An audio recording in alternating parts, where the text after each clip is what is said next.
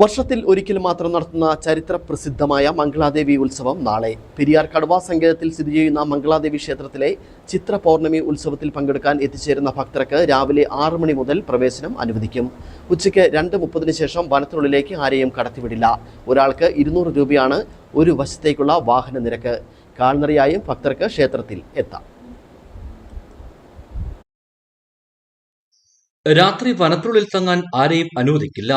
Kumbali bus സ്റ്റാൻഡിൽ നിന്ന് ഭക്തരെ കൊണ്ടുപോകുന്ന ട്രിപ്പ് ജീപ്പുകൾക്ക് രാവിലെ 5:30 മുതൽ ഉച്ചയ്ക്ക് 1:45 വരെ പ്രവേശനം അനുവദിക്കും. ഇരുചക്ര വാഹനങ്ങൾക്കും ട്രാക്ടറുകൾക്കും കർശന നിരോധനമുണ്ട്. നിശ്ചിത സമയത്തിനുള്ളിൽ വാഹനങ്ങൾ പ്രവേശിക്കണം. മുൻവർഷത്തെ അപേക്ഷിച്ച് ഇത്തവണ പ്രവേശനത്തിനും തിരിച്ചു തുടങ്ങുന്ന പാതകളിൽ മാറ്റം വരുത്തിയിട്ടുണ്ട്. കഴിഞ്ഞ വർഷത്തെ എക്സിറ്റ് പോയിന്റിലൂടെയാകും ഇത്തവണ പ്രവേശനം. തിരക്കൊഴിവാക്കാൻ ഭക്തർക്ക് ക്യൂ സംവിധാനം ഏർപ്പെടുത്തും. ഭക്ഷണത്തിനും കുടിവെള്ള വിതരണത്തിനും ക്രമീകരണങ്ങൾ ഏർപ്പെടുത്തും.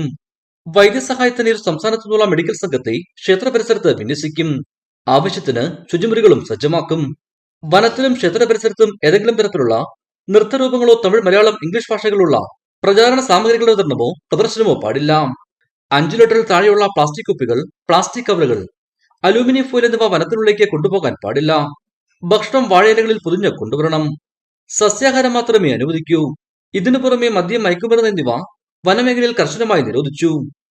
ഇടുക്കി വിഷൻ, കുമളി.